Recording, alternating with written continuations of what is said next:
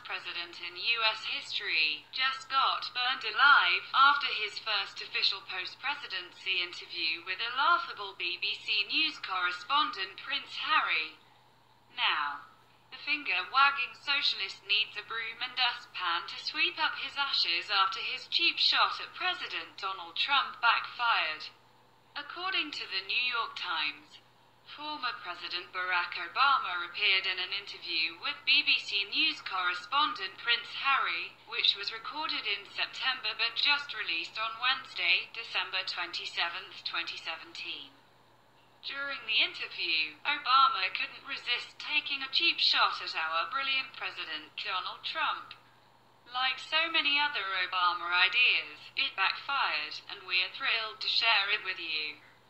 It takes a true narcissist to fail as badly as Obama did as President of the United States and then appear on one of the world's most popular news outlets with special advice for the man who is now responsible for cleaning up your many socialist disasters. I guess we could say that this is what happens when the community organizer with no viable real-world skills is launched into the Oval Office by deep state dreamers who want to see an inferior America. Thank God, Trump was able to use his phenomenal intellect to win back the White House for American patriots. Now, we just have to put up with the amount of time it's going to take to drain the swamp and the occasional whining of a socialist has-been who now travels around spreading his visceral hate for Trump. According to the Daily Caller, Obama and his tea-time buddy Prince Harry didn't actually say Trump's name during the interview. But that is the art of being a slimy bureaucrat without appearing to be completely tacky. The interview between the two socialist butterflies was even given a cute name by the liberal media.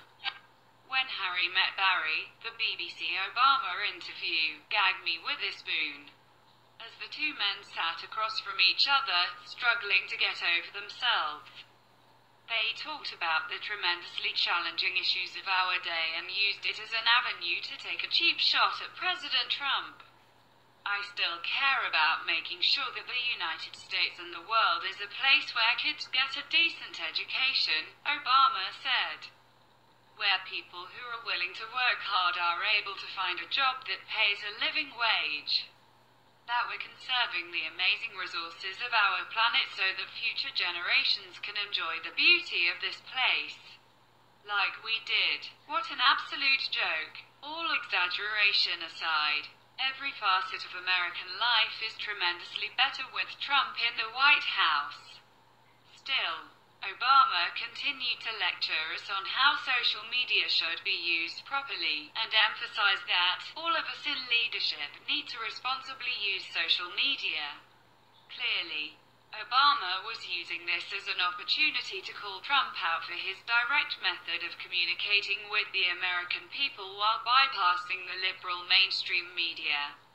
Another thing Obama needs to remember is that he is no longer in leadership, and he needs to take a seat, preferably the one in the corner where he gets a cone-shaped hat. Many Twitter users who vehemently disagreed with Obama didn't waste any time in lighting him up. Here are just a few of those who fired back at Obama for trying to continue his progressive sideshow. Obama continued his theological messaging by talking about the dangers of the internet if it is influenced by the wrong people, namely conservatives. One of the dangers of the internet is that people can have entirely different realities. They can be cocooned in information that reinforces their current biases, he said. This is typical progressive psychobabble. Why are liberals so bent on telling us how to think and how to, properly, use the internet or social media? The answer is simple. If they can control how you think from the start, they never have to present a logical argument, which they don't have to begin with. Every time I hear this degenerate speak, I notice one thing in particular.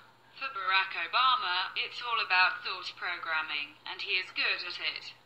Unfortunately for him, the American people aren't stupid or ready to jump off the socialist cliff with him. This in interview with Prince Harry is nothing more than another calculated piece of progressive propaganda.